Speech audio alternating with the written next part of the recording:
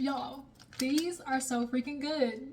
I love sour candy and these sour strips. I've been on them.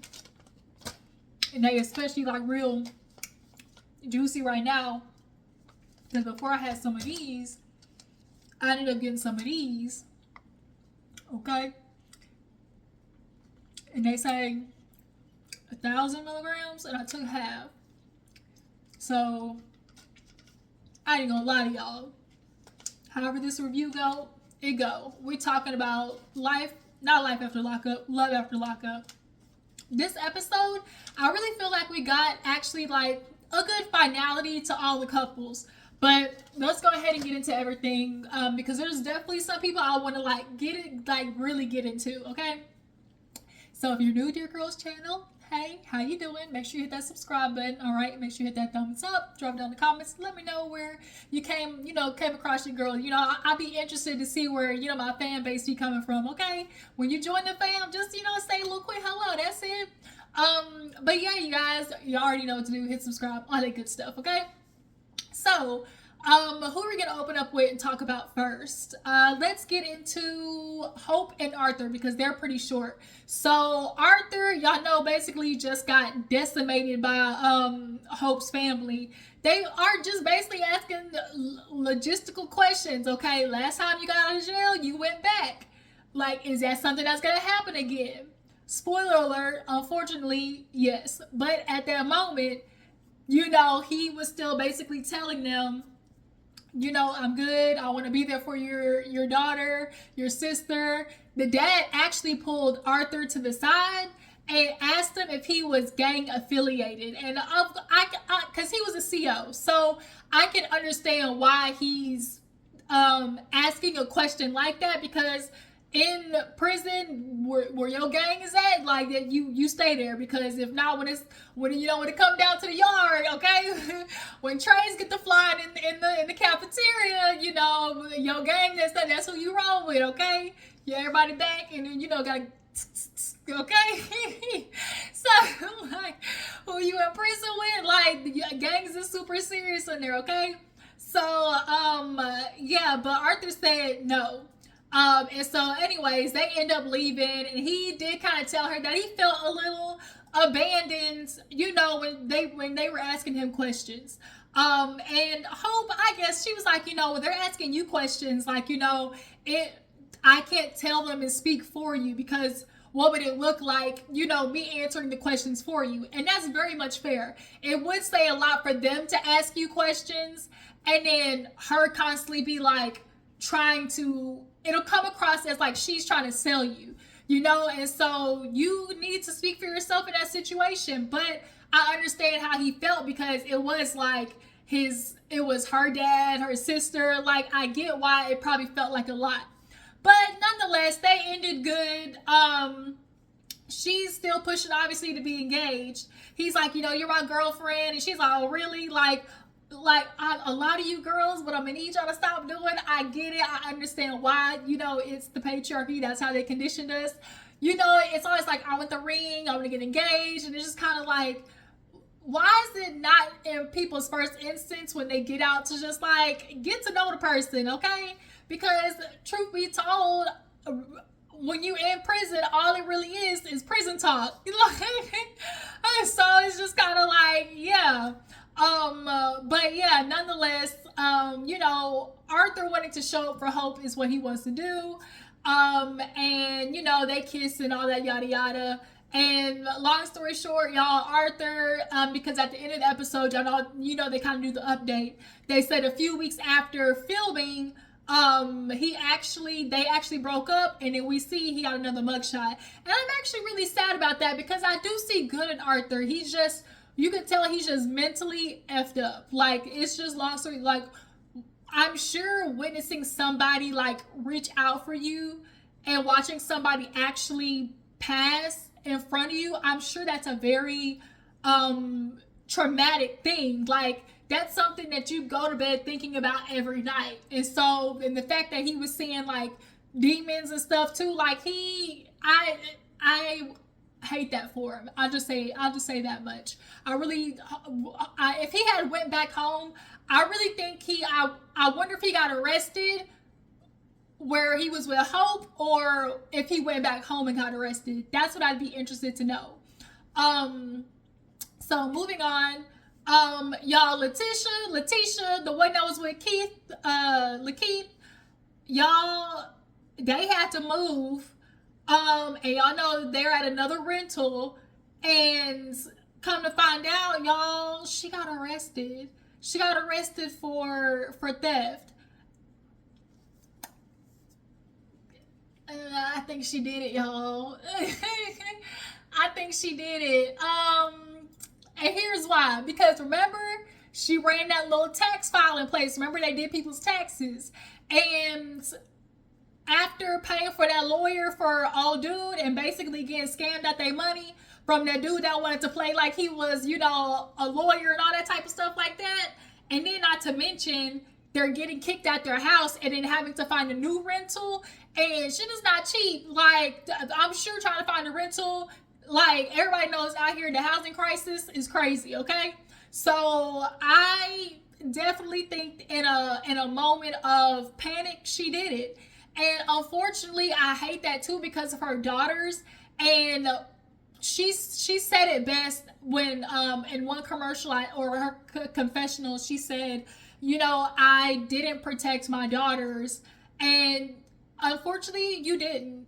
I mean, I'm just gonna be honest, I don't want to lie or hurt your feelings or whatever, but we see a lot of this shit happen on Love After Lockup, and we be dancing around it. But there definitely needs to be a conversation had about women who put men in front of their children in a alarming fast rate in a very unproductive way, because you now got your child emotionally invested in a man that you told her was coming home. Then you have to tell her again that he's not coming home, and then you have to now pay for the lawyer to see if he gets out. But at the end, they said he gets out September 2024. So I mean, by now he's out, but I mean, like, putting your child through that and then y'all having to find somewhere to live. He's a convict, so he's not going to find a place to work that fast, honey. And he had that $15,000 in a bank account that you spent on that ring. I mean, you can sell the ring. But that oldest daughter, I think she definitely abandoned that oldest daughter and tried to use that baby girl as an out because she was so emotionally invested. She basically just kind of was like, her oldest daughter was gonna have to accept it, and I did not like that. But yeah, so their update, long story short, y'all, she caught a theft charge up to 5 years, and so now you done did that, and now what's gonna happen with your daughters? He may be back home, but now you about to put on the orange jumpsuit that he just took off. So yeah, moving on. Bianca and Daniel, y'all know how I feel about Bianca now. You know how I feel about Bianca. Like, literally, I see Bianca and I just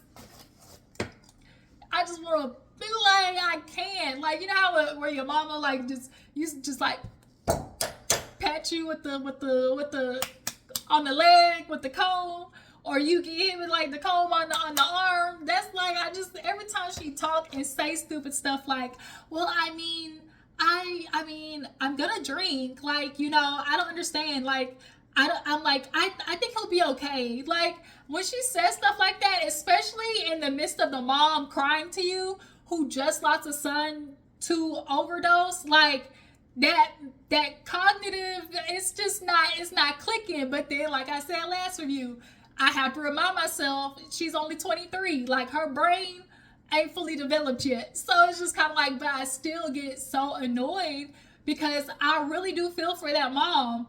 But nonetheless, y'all, Danielle, the whole family, y'all know his friend don't see it for Danielle, and I quite am happy about it.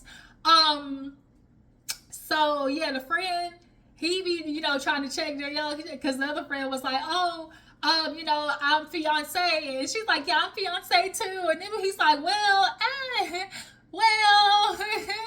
and so, what's his name comes out, Daniel, yeah, Bianca, I don't know why I keep calling her Danielle, Bianca, you know, is being the fiance or whatever, my bad. See this, this stuff kicking in. Daniel comes out. Bianca, when I tell you they kissed and did all the making out and such. And the friend was like, all right now, like I get you want to like have kissing moments, but I just find that so uncomfortable doing all that in front of people. I don't know. It's just like I was just raised not to do like all that. Like I get like a little cute little song, but like they was going. I just don't. I just felt so uncomfortable. But then in the back of my head, I'm like, that's white people shit, cause there no black person ever do that. Yeah, the family, they all hug and kiss and everything. And from the demeanor that I get from Daniel, I do see that he's giving off very intentional about his sobriety. And I do appreciate that he's very resistant to Bianca trying to hurry up and get engaged and hurry up and do all this stuff. Like most people, when they get out, they just go with, oh yeah, we gonna get married, we gonna have a baby. Like, and in the back of your head, that's like, no, like, don't do it. But I'm glad that he's giving off energy of like, let me wait. But the problem is, he proposed to her out of fear of losing her. He said that he went to solitary confinement. And so in that situation, he panicked and proposed basically to keep her around. And now he's feeling like, dang, I shouldn't have did that because now there's these expectations from her. So they go out to eat. They all go out to eat. Of course, the mom, she's happy and everything. And they basically just talk about like his future. And of course, she gets asked questions about how she's gonna live, and she's still persistent with, well, I'm gonna make friends out here, and I mean, if they're gonna ask me to brunch to go to mimosas, like, I might come home drunk. And I really feel like Bianca does not give about this man's sobriety, because in the back of her head, she already feels like, well, when he relapsed in prison, it was like her thought process was, well, he just woke up like that. He didn't just wake up and do it, like, and say I'm gonna do it. Like, of course, no addict wakes up and says, let me take one hit again. Like, it's a struggle. Like, that's not, oh my God, y'all, I swear when she talks. Yeah. And the mom, she literally, you can tell, is in fear of that other shoe dropping, because she's already lost a son. She's done that grieving. And I know she is panicking about losing another son, because she's already felt that grief. And she's already said, she's like, if I lose you, I do not know what I would do. And I do feel like the son is like, I don't want to put my mom through that. Like, I feel that energy from him. Bianca is a threat to his sobriety, and she don't give about it. You can tell she would want to come home drunk, probably, do. And like, she would entice him to drink. I know she would. And so I really hope he don't give in to her. But yeah, after they eat, of course, they call his PO about where he's gonna parole at. And so basically he gave him that day, and he said he will get back to him on whether he'd be able to stay there continuously or have to go back to the halfway house. So of course, like, the mom's like, oh, I wonder what they're gonna do. And the dad's like, shoot, I know what I would do. Like, everybody knows the first thing that's gonna happen when these dudes get out of jail. Like, let's stop playing. So what happened? Yeah, so they're back at the apartment and basically just chilling. They're actually going to be on the next season of Life After Lockup, okay? So we're gonna, get the rest of their story, thankfully. But yeah, so at this point, Bianca, yeah, I don't see it for her. Y'all know I don't like her, okay? And I really hope that Daniel, she's chasing him off, though. I feel like it, because when she is basically doing all that rush, oh my God, I want to get married, because she was already talking about marriage like on the way to the restaurant. So it's just kind of like on the way to the restaurant, she's already going in. So it's just kind of like you can tell it's like, dang, like, slow down just a little bit. Like, dang, I just got out. Like, this girl is a freaking highway train going. And then not to mention too, she got all that money. Because I really feel like that's why she acts so like impulsive, because she knows she has money to fix it. And so it's just kind of like she's making all these decisions. And then imagine if he relapses with the amount of money that she got in the bank. That's like a surefire recipe for disaster. And the fact that she told him how much money she has, he's gonna want to hang around for it because he's gonna benefit off it. So it's just kind of like, that is just, oh my god, that is a recipe for disaster if you really think about it. But yeah, we'll get their story on Life After Lockup. But moving on, who else was there? We had, oh, Christine and Julian. Y'all, Christine, I really felt for her. She had her moment. She was trying. I think obviously it's her first time. You know, you're not going to go out there and ace it your first time. I think she went to telling her story, but, you know, just didn't put any punchlines in it. She thought just telling her story about what prison life was like was going to, like, be the funny part. And so she'll develop it. If she continues and develops it, she had a heckler that was like, you know, saying stuff at the story. She talked about basically shitting herself. And he talked about it. And so she literally panicked, started crying, and went to the bathroom. And I felt for her. But, you know, Julian, he was there. He got his head out his ass and realized, you know, I need to stop thinking about myself. Let me go and support Christine. So he was there for her. She goes home the next day. You know, she calms down and she realizes, you know, this just is going to be what it is. Like, she went from being in prison where basically you're nobody, and that is the truth. Like, you literally are just a number on a wall, okay? Inmate -5779-003, okay? Shout out to Rodney. You just an inmate, okay? Like, literally. So yeah, it's just kind of like, I think going from that to having all eyes you on the stage, I can see why it's like it's a shock. Like, but from the update, realizing that she is going to keep going, she's, you know, accepting it as it is. You know, it's her first time. And in the update, it said that Julian was hoping to land a job. I mean, Julian, you gonna land this job, okay? Julian, as much as he was there to support her, I still got my good eye on Julian, okay, y'all? I really do.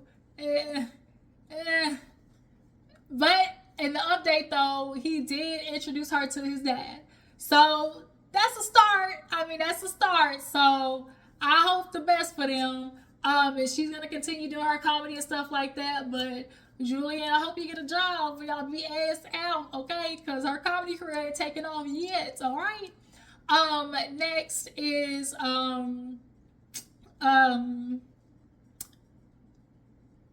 Zuri and Troy. So y'all, okay, so let's get into this one. Okay, so Zuri is sitting there in the chair, and the baby mama brings the daughter. When I tell you that daughter looks just like him, is literally literally looks just like him with some cute little beaded braids. And so she's having this moment, obviously hugging her dad. It was super sweet. And the baby mama, you know, she was doing y'all know how this goes, and both the women just, you know, just looking at each other. But you're not really, you know, you looking but you're not looking. Like, you looking but you're not looking, just.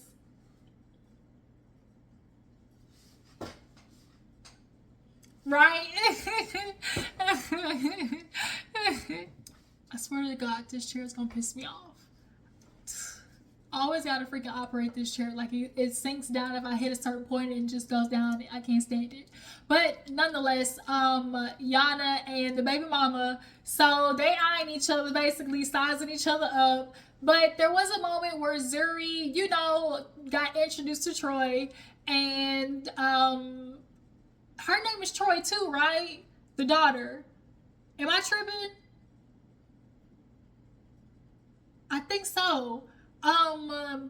Yeah, so Zuri gets introduced to her, and basically he just simply told her, "Oh, look, like this is not gonna replace your mom. This is just Miss Z, Missouri, Mama Z." Like he was like, if you ever need anything from her, just informal introductions at the end of the day, because that's his wife.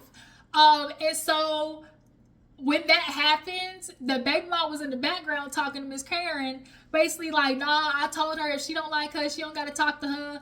Like, if she don't want to hug her. And I get that. I do get that, because we do have the conversation of like making your child hug people that they don't know. So I understood her having that, but also I think the daughter gave an energy of being open to hugging her, from because if I'm not mistaken, she like didn't the daughter already kind of know about Zuri, like when they talked on the phone and stuff, if I'm not mistaken. But if not, that introduction, the daughter seems open to it. But I get it. But also there is a little bit of the baby mama, you could tell is giving energy of she finna make this shit difficult in a way of not um we'll get into it, because I don't want it to be like the bitter baby mama story, because it's not that. Yeah, nonetheless, um Zuri, she ends up, kind of crying when the daughter, she's like, "You're just so beautiful. You look like your dad. Like, so if you ever need anything from me, like, don't feel, uncomfortable. You can always ask." So he takes the daughter out to the mama, and he starts, he simply just thanks her. But she reveals basically that she ended up breaking it off with him while she was pregnant. Like, that was her basically first love. And so she's sitting there trying to say that she doesn't think of Troy like that. Like, she's like, "Oh, I processed it. I got over it, because he went away from, he went away while she was pregnant and everything." So, at that point, I guess she's feeling like she processed it. But you kind of really didn't, because the only thing that kept y'all from really doing something is the fact that he was in prison. So now that he's out, it's giving real energy of like, you say that you over it, but you may be over it, but you're not gonna be happy to see him with somebody else. I just, yeah. So he does like start talking about like visitation.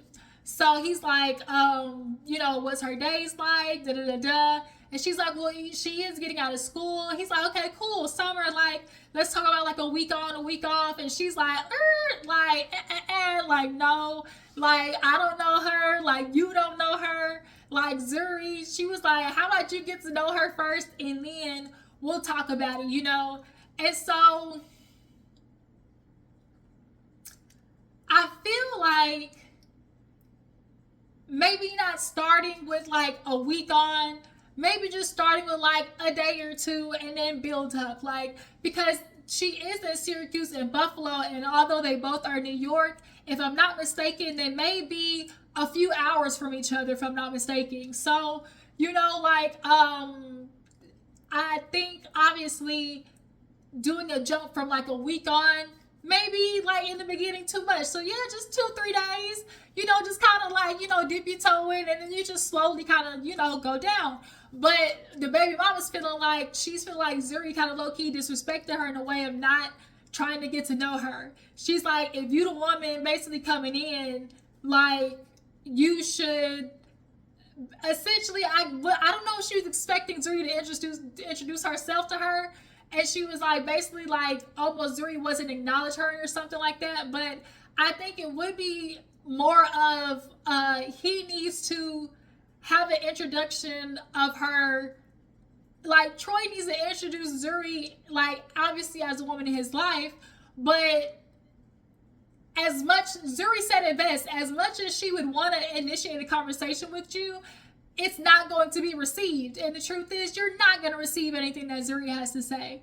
I think you very much, because she has energy like you ain't nobody, like, that's how she feels. You can tell there is not energy of going to be received. So it may have to be something like Troy eventually is going to have them sit down.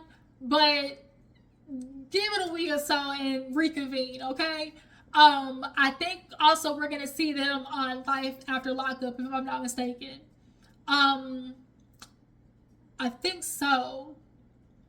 Karen, Karen killed me. She's like, shoot, I'm just glad didn't no shit pop off in my house. Like, Karen was like, I'm just glad, basically everybody kept it cute and on mute.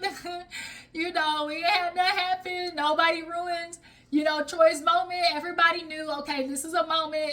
Let's just keep the peace, let the baby and the daddy have their day. But bitch, I'm still looking at you like with a side eye, We might not do it today, but it's gonna happen, okay? So, who else do we have? Let's move to the next one. Y'all, just a quick interlude. I realized I didn't even get a chance to talk about Kim and Joey. So, Kim and Joey, long story short, y'all, she's having this engagement party with Joey, and the day already started off whack. He does the usual, gets in a fight with her, gets in the car, and jets off. Kim giving that man that car was the worst decision she ever made. This man literally gets every excuse to hop in that car and drive off. And so, in this time where he drove off to was the park to meet that ex. And this is where I'm on Joey's head top, because he is doing too much of a, oh man, F her, man, that bitch this. Like, he kept calling her a bitch every other word. And it's like, he's doing too much to try to convince, like, oh, he don't want to be with her, like, oh, she ain't nobody he want to mess with. It was about, like, he mentioned that she broke his heart, and that she basically broke up with him, and now she want to message him when he's on the way out, and he's like, I'm not even gonna talk to her, I just want to put it into this. And it's like, if you really wanted to put it into it, you wouldn't even feel the need to talk to this woman. Like, he keeps talking about, like, closure in a sense of, like, her telling you something is gonna result in the fact that you don't need to be conversating with her, because Joey, you whack for messaging this girl, and then you really like hiding it. So yeah, she don't show up, and that got Joey pissed off. So he's like, oh man, she probably didn't even want to come because she got a dude or a husband, and she don't want to show up and show her face or whatever. And so he jets back off to the house. Kim's there waiting on him, because he literally told Kim to go to this engagement party by herself. Okay. And then he comes back to the house, and he basically was like, man, let's go. I don't want to fight with you. And so they, get ready, go to the place, drive separate cars, okay? Because if there's anything Joey's gonna do, it is not give up them keys to that car. So they get to the place. People are showing up and everything, and Kim's doing her best to try to make this day feel like it's supposed to feel like an engagement party, because like I said, the day started off hella whack with him driving off. So yeah, everybody's showing up, and finally the cousin, I can't think of her name right now, but the cousin, she shows up, and she gets emotional immediately. Okay, she literally is just like, she's like, I thought I'd be okay, but I can't do it. And she's like, I need to talk to you. So she's crying and tearing up, and she's like, I really need to talk to you. And she was like, he whistled at me. And she's like, what do you mean whistled? And y'all know the whistle of, like, doo doo, like that kind of sound. And so Kim was like, really? Like, come, like, and she was like, girl, like, I'm really nervous. Like, he's gonna play you. Like, he's gonna play you. And there's a part of me that is like, the cousin, the fact that Kim cheated, was like the woman that he cheated on her with, is just mind boggling to me. Like, to do that to your own cousin is crazy. But in this situation, I feel like Kim thinks that she's just kind of doing it whatever she can to throw salt in the game. And it's like, yeah, but she really is saying something valid with the fact that Joey gonna play your ass. Like, not only is he gonna play you and be talking to other women, it's a thing of, like, also the situation with his sobriety, because Joey is very impulsive and a ticking time bomb. The way he acts. So, nonetheless, the cousin says she got to go, and Kim goes over to her group of friends, and she's like, I don't even know what to say. Like, damn, she just like told me a whole bunch of stuff, and it's just like, what? I don't even know what to do. Joey comes up behind her, and he does the typical, the what men always do. Oh man, she crazy, man. She just probably loved me because I'm the one who took her virginity, and they had all these firsts together. And basically, him whistling at old girl, I definitely believe it. I feel like he was doing it to kind of like just poke fun at the situation, but the fact that he's doing that is inappropriate. And the girl that actually walked in with the cousin, even said, she was like, it felt so uncomfortable, like, because she heard it. She was like, he did it. And she's like, my first of all, also too, my cousin, my friend, she ain't no fake ass bitch. Like, so she not gonna sit there and just say stuff like that for no reason. Kim is feeling like, damn, like, girl, you telling me all this on my engagement party? Like, could you like just sit down, like, enjoy the party? But the cousin was just so emotionally overwhelmed, like she just couldn't. So she actually ended up leaving. Now the other friends out there with Kim, they were trying to support her halfway, but also halfway was giving Joey the side eye because everybody knows his reputation. But at this point, it is up to Kim to take the blinders off, because she's not stupid. She knows who he is, because even in the confessional, when producers ask her, do you trust Joey? The fact that she is able to say, I don't know, girl, you know the answer is no. You know the answer is no. But you gotta say, I don't know, to give him a glimmer of hope, okay? Like, Kim knows this man. Girl, you done set him up with a phone and a car, and them are gonna be the exact same things that he run out of your life with, okay? I mean, unless, you snatch some hoes back from him, okay? Because definitely you ain't gonna fit and move on with no other bitch, okay, with a car that I'm paying for, with the new rims and everything, thinking you Mr. Fly Guy, and with a phone that I'm, copping the bill for too. So, yeah, you guys, like, we're actually gonna get them also on Life After Lockup, so we're gonna get an update with them. And back to the regularly televised program. All right, y'all. So the last couple is Shante and True. With them, oh, hold on, really quick. That's what I was thinking of, really quick, y'all. Back to Zuri and Troy. So I wanted to say, in their situation, I do think it's not going to be a bitter baby mama situation as far as like how she's interacting with Troy. I do think she very much is open to the daughter and him having like a good relationship. But I think she's going to struggle with the aspect of watching the daughter get a close relationship with Zuri. Because I think from the daughter, she's giving energy of being a lot more open to Zuri than the mom, I think, is concerned about, in the sense of like being protective, like, oh, she don't know this lady. Like, obviously I'm very much aware, like, as a parent, you're super protective.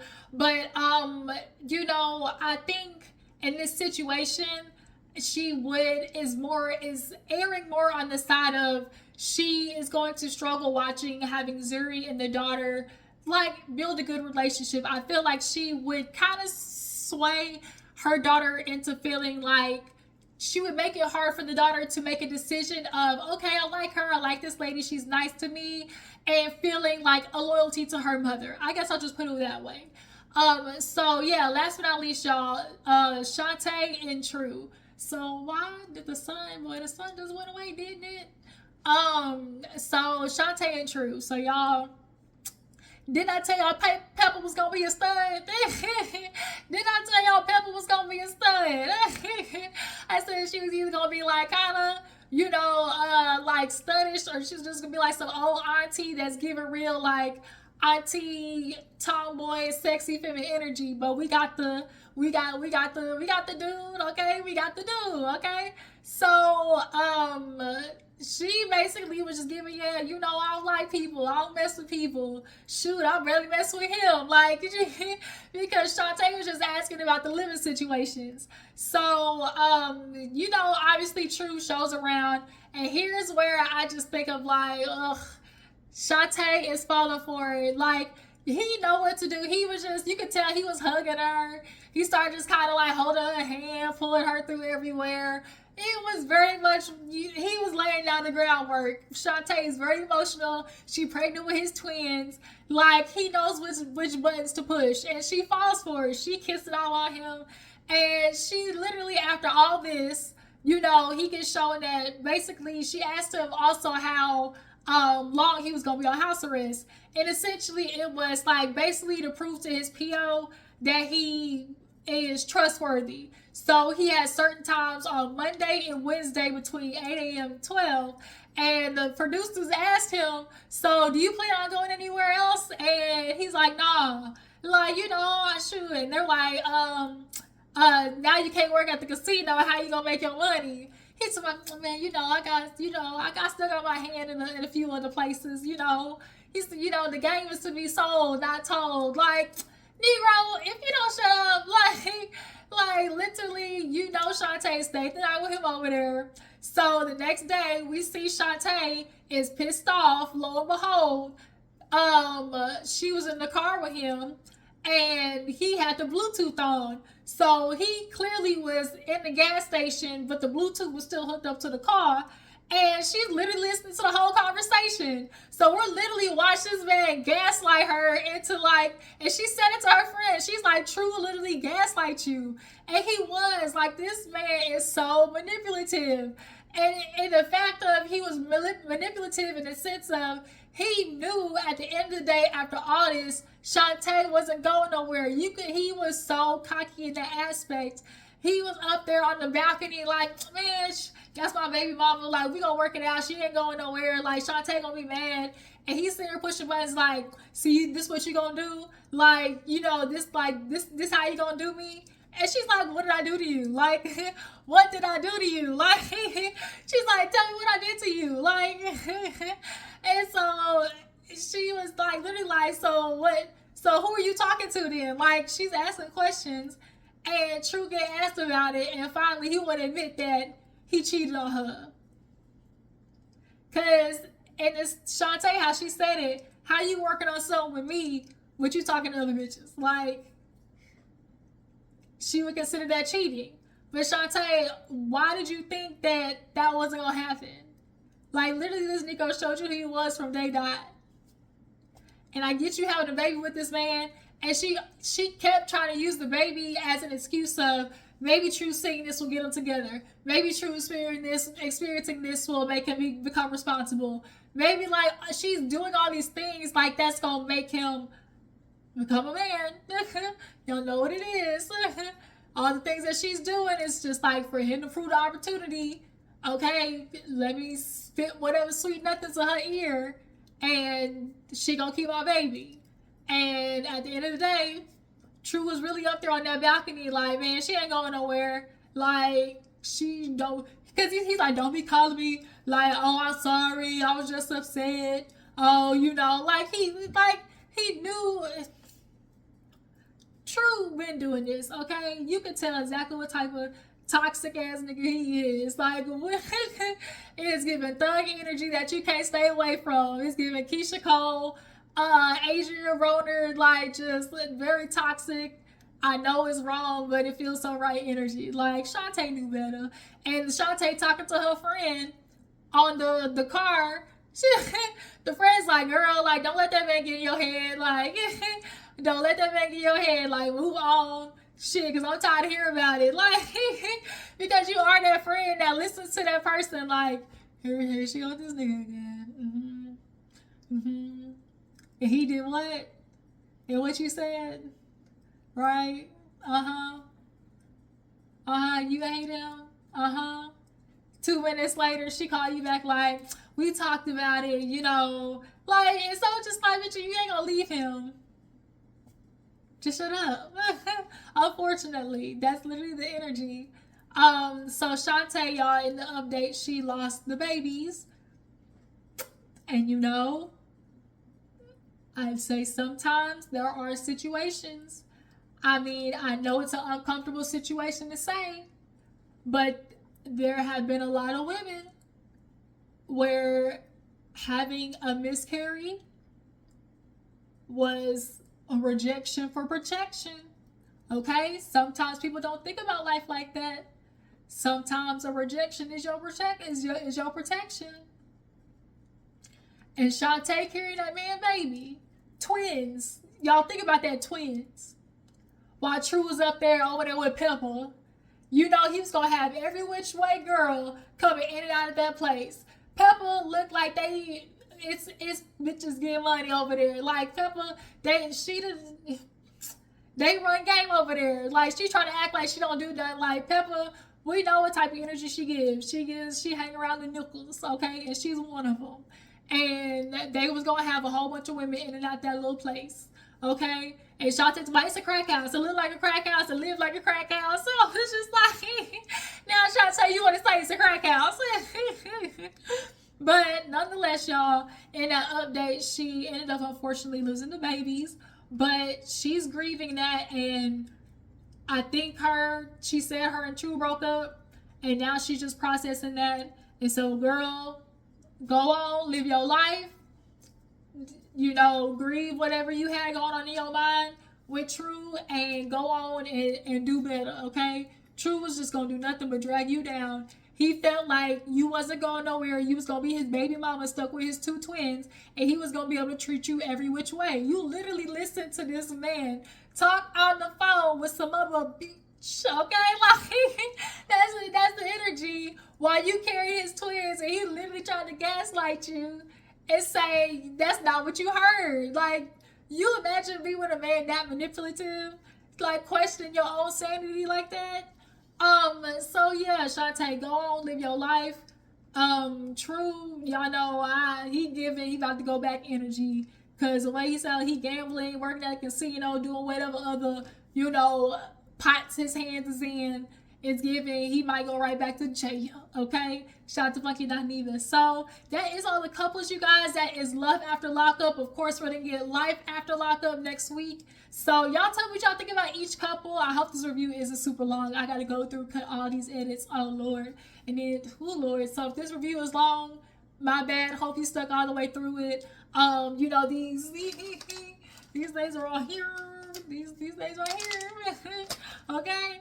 I need to go to the store and get some other ones, okay?